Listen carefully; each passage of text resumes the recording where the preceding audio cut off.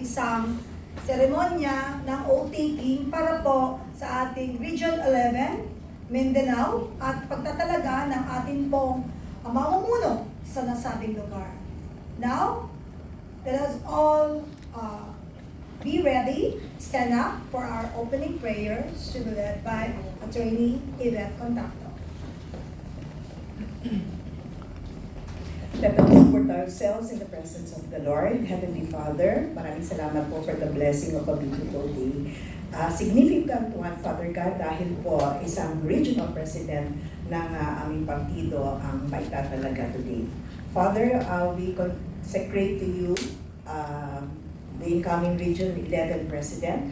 Naway gabayan mo po siya with wisdom to lead our party in Region 11 and be a proactive leader for the party.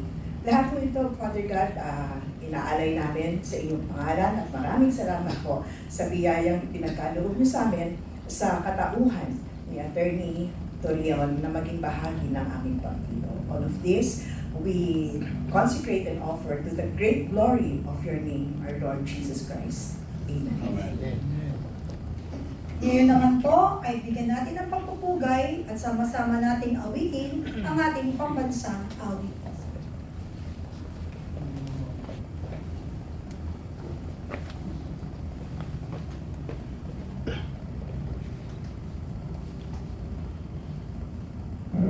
Kayang mag-ibig, kayo sa sinamanan, alam ng puso, sa lilig mo'y buhay.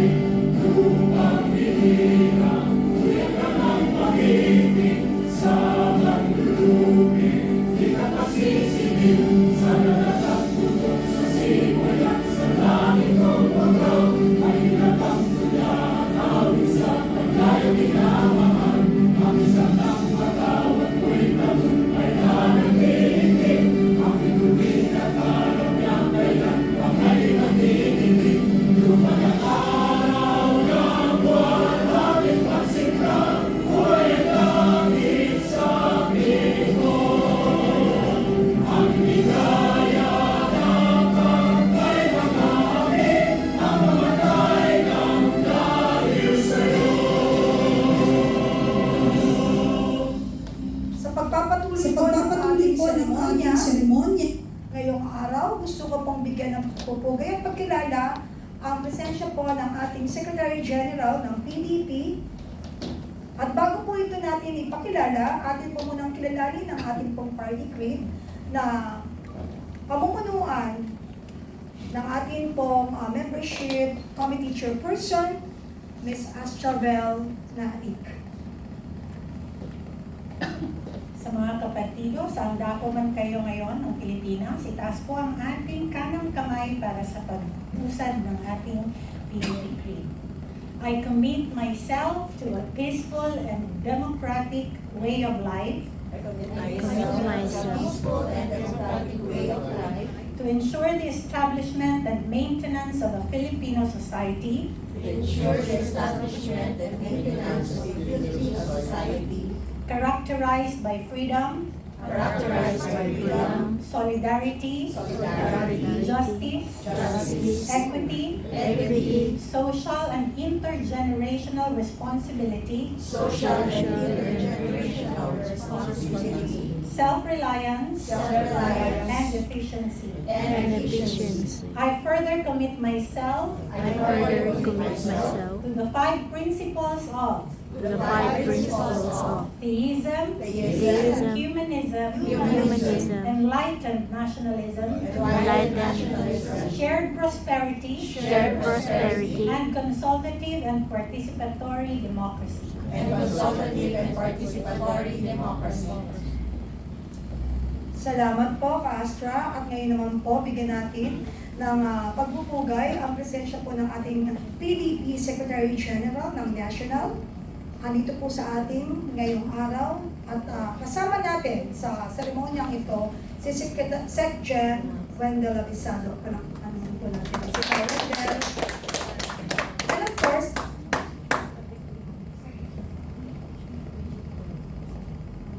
at syempre po, nandito din po natin ating kilalanin at bigyang pagpupugay at pagkilala ang ating pong Region 12 President. Andito po si Captain Dave Garcia. Ay, Captain! hello. At para po sa pagpapatuloy ng seremonya, bibigyan po natin ng pagkakataong ipakilala ang itatalaga para po sa ating mga kababayan mula po sa Region 11. Andito po muli si Kaasya para ilatag niya ang katauhan ng ating po itatalaga sa ating po Region 12 Mindanao. 11. Maraming salamat ka, Penny. Napakalaking karangalan para sa akin na ipakilala ang taong ito. We are very happy in PDP because we are joined by an internationally known, diba? Talagang pinakapipitagang abogado na kilala hindi lamang sa Pilipinas kundi sa buong mundo. And he is most sought after even in Asia as one of the greatest lawyers in our time. Siguro sa mga hindi siya kilala, nais kong ipabatid sa inyo kung gaano kahalaga ang kanyang pagsapi sa amin sa PDP bilang isa sa mga officers. Hindi na lang siya ngayon plain member namin, no, na regular member, kundi magiging opisyal. At hahawakan niya ang isa sa pinakamalaking rehiyon sa buong Pilipinas. Ito ang Region 11 kung saan napapaloob ang ating Davao Region. By the way, hindi kasama sa Davao Region ang General Santos Villa. Masingit ko lamang. Iwalay na Kay kami, Kabigpig iyon ang ang Iwalay na General kami. Santos, Sergeant. Oo, di ba? Pero alam nyo, ito ay kanina meron tayong inusal na prayer for the Christians. Ito ay isa naman sa ating mga kinikilalang isang Muslim leader also, no? And bago ko banggitin ang kanyang pangalan, mas higit ko siyang nakilala nitong nakaraang 2025 elections kasi siya po yung umiikot sa buong Pilipinas para ikampanya si Pastor Apollo Kibuloy. And he did a very great job at that. At lalong nakita ang kanyang sigasig, ang kanyang katapatan, at higit sa lahat yung napapaloob na katotohanan sa kanyang puso. Alam nyo, bago pa man lang siya na kita personal, ako before I saw him personal, I was asked by Ka Wendell Avisado, Secgen natin, no? Astra, gusto natin meron tayong Muslim na na kandidato sa sa 2025 elections. Hindi ko personal nakilala ang taong ito, pero sabi ko kay Ka Wendell agad, Ka Wendell, i-field natin na kandidato si Attorney Torion. Kaso lang, nung panahon na yun, busy, sabi ni Ka Wendell, busy si Attorney Torion kasi may hinaharap na maraming kaso si Pastor Apollo Kibuloy. 2025. Itong nakaraang election lamang. Oo. 2025 elections. Itong nakaraan lamang. And ang para pa rin siya ang kandidato, kasi siya yung umikot. Pero alam nyo, napakaganda ng kanyang puso at napakagaling. He is right now the Dean of the JMCI Law, College of Law, no? Sa Davao City. Hindi lamang yan, meron siyang Torion Law Office at congratulations sa inyo ni Attorney Jimmy Bondo sa bubuksan pa lamang. Pero tapos na yung kanilang opisina sa lahat ng ating mga kababayan na kailangan nyo ng abogado dito sa Metro Manila. Meron silang bagong bubuksang opisina sa Pasig. And we are very happy kasi hindi pa man lang siya tumuntong bilang presidente ng Region 11, kumilos na po siya para ma-organize ang buong rehiyon at nagkaroon kami ng maraming basic membership seminars sa Region 11 even before he took oath as an officer of the party. So without further ado, lahat ng buong Pilipinas at buong membership ng PDP ay very happy para doon sa kanyang pagsama dito bilang opisyal ng partido. And syempre, masaya kami dahil nandito siya. And si Kapene ay may gustong idagdag na pagpapakilala sa kanya. Actually, syempre po, dahil lahat naman po kami dito sa PDP, ang pagkilala ay pantay-pantay. Walang mababa, walang mataas, walang mayaman, walang mahirap. Ang tinitignan natin kung paano ka makapaglalatag ng serbisyo para po sa ating mga nagdarahok at mga maliliit na kinakailangan nating tutukan at tulungan. At lalo na yung karapatang pantao ay dapat din natin bigyan pagpapahalaga. Kaya po talaga, natuwa rin kami sa pagdating po ni Attorney mamaya na, papakilala yan mamaya. Pero syempre, kailangan ipakilala ko muli sa inyo kung sino yung mag-o-oath sa kanya. Hindi mo ito pwedeng questionin pagdating sa kanyang pagiging intelihente sa lahat ng bagay at batikan. Lalo na sa usaping kaperahan dahil yan po ay ang ating kinilala noon, ng panahon po ng dating administrasyon, FPRRD, siya po yung isa sa pinakamatikas na nanilbihan at naging trabahante ng bayan, kung kanila po tawagin. Siya po yung dati pong secretary po ng DBM, kung saan yan po ang isa sa pinaka-importante na tinututukang ahensya ng ating mga kababayan, kung saan nandyan po ang kaban ng bayan at mga budget kung paano paghahati-hatiin at saan itatalaga. Andito po ang magpapaut po sa ating pong butihing itatalaga para po sa Region 11 na Presidente, si Attorney Kawendel Abisador.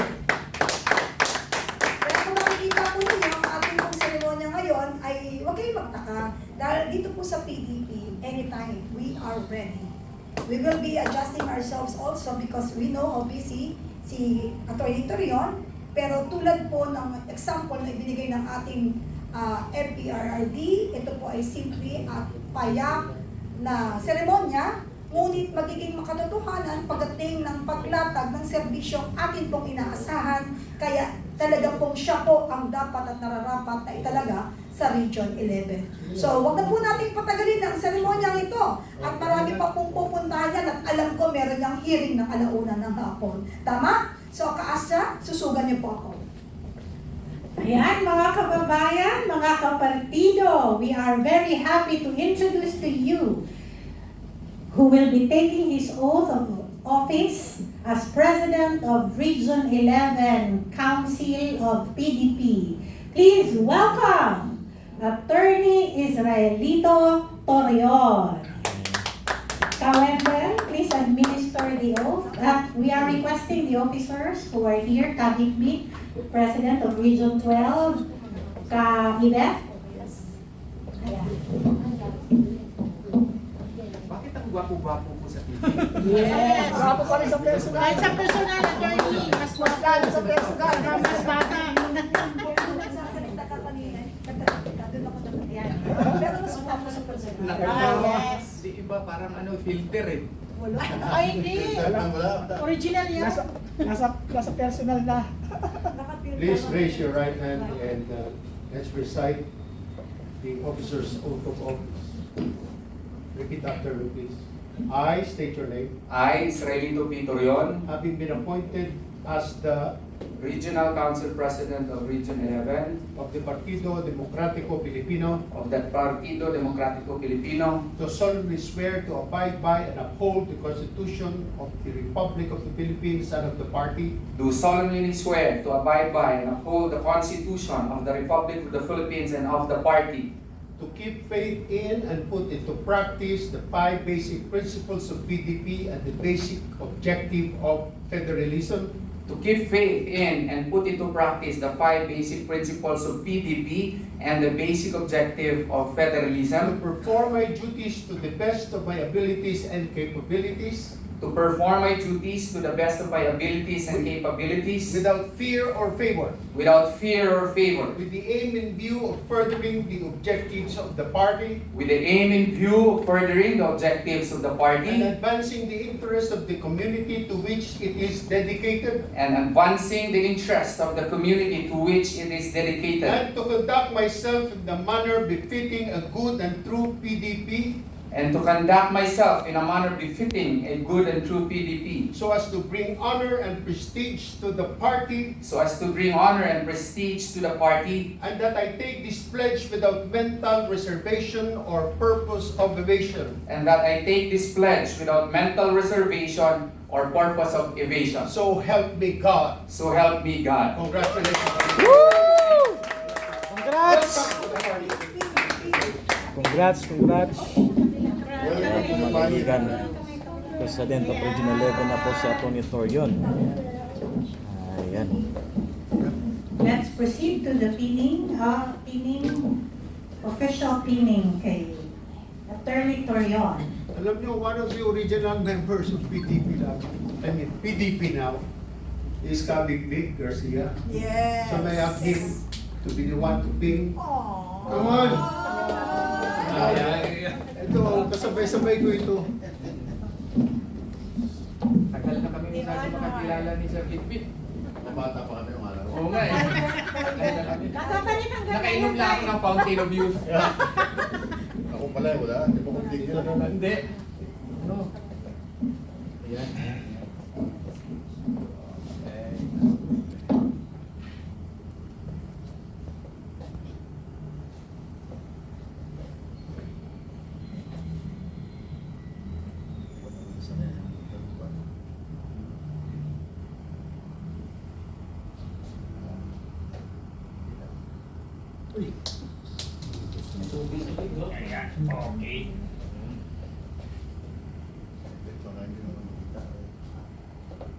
Huwag ka masyado magpahalata. Okay, picture. So yan na po mga kaibigan, official na po. Ang kamay. Ang kamay na bakal.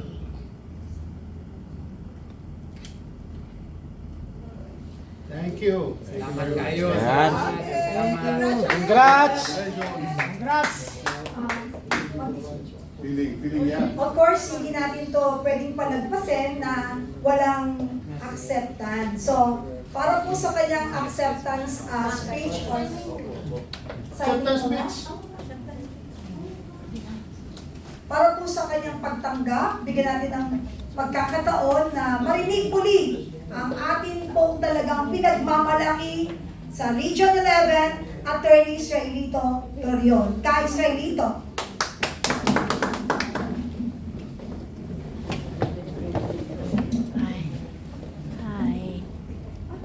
Saan yung camera? Camera po. Dito. Ayan. Hindi po susunod po sa inyo. Yeah, Okay. At sa akin na nagsasabi. Assalamualaikum warahmatullahi wabarakatuh. I am Attorney Israelito Bobet Torion. First, the gratitude. I would like to thank the founders of the PDP Laban. It has always been one of my dream in life to be part of this illustrious organization. I remember then Senator Nene Pimentel watching him on TV and espouse doctrines such as federalism, which really have been implanted within my system. And the advocates of federalism likewise have lived to this day, and I am proud that I am now hand in hand with our Secretary General, my idol likewise, Attorney Wendell Abisado, and I am joined by Attorney Big Garcia of Region 11, and I have of Region 12 rather, and I have likewise to express my gratitude and heartfelt thanks to our chairman now, Secretary Altusi, for likewise trusting me and entrusting me this responsibility. And I would like also to express my heartfelt gratitude to the national officers of the PDP Laban who are here with us. You have seen the beauteous and very beautiful and active Pen, our equally attractive chairperson of the membership committee, in my kumare na nandito ngayon, si Attorney Yvette Contacto. Thank you very much, and the staff of the IDP, thank you for all your trust in me. Ano yun? PDP, hindi pala IDP. PDP Laban. Kasi sanay akong IBP officer. I was IBP president for 2 terms in IBP Davao del Sur. I became a regional governor of IBP in the past. That's why IBP is well within my system. But I should be corrected. It is now PDP Laban. Yeah.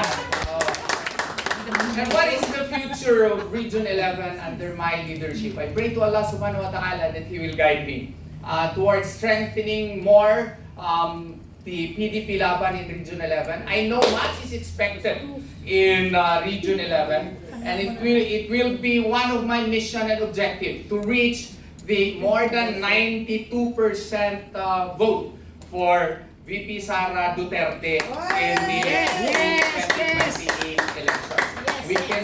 It will be my personal mission to make it happen that we will reach more than 92% of the votes to be garnered by VP Sara Duterte in Region 11. It will be our bank of votes that will shield her from any and all thievery that may happen in any election process. Yes. And with that, I would like to request my co-members of PDP Laban in Region 11 to join me in my cause to make PDP a more united, more humane, and more compassionate organization that will attend not only to the needs of the elites, but more so on the needs of the masses, that we can be the voice that can air out their grievances towards the government and make us a vehicle to be an instrument of justice in our society.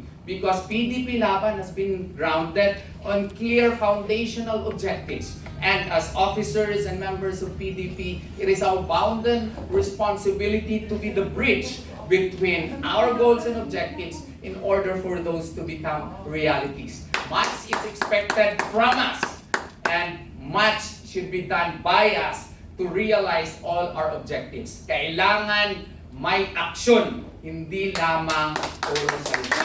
Maraming salamat po. And may Allah subhanahu wa ta'ala bless me and bless our nation. Thank you. Maraming salamat kay Israeli Totorion, attorney. Sa lahat ng taga-Region 11, mabuhay po kayo at ngayon po ay meron na po kayong mamumuno ng may tapang at malasakit that you need to support Katoryo. Okay po?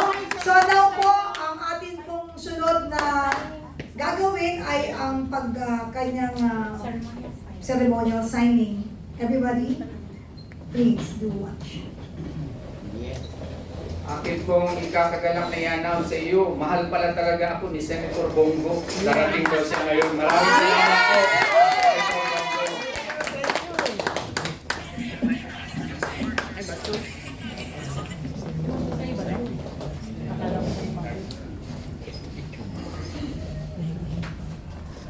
Ayan na. Ayan! Boy!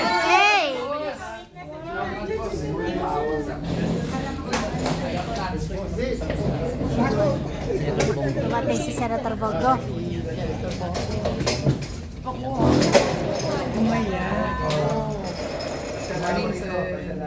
Hi, Sen.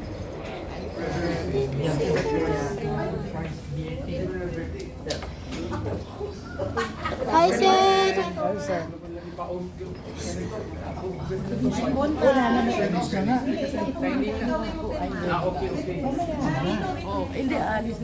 Lakas ko naman kay Senator Bongo.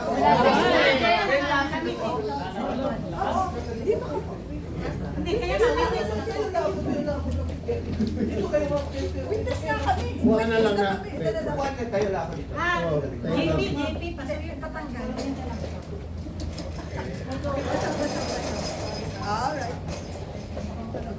Luho na ako dyan. Yes.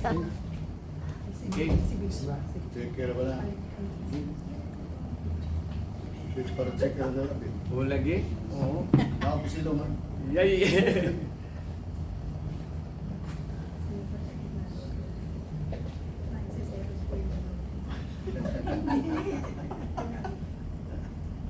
Okay. Ayan, harap niyo po. Yes. Yes. Hi!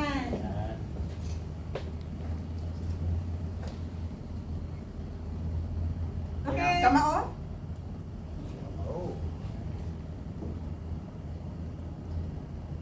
Puso. Heart, malasakit. Heart. Ganito. Maternity. Okay. Yan. Okay. Hey!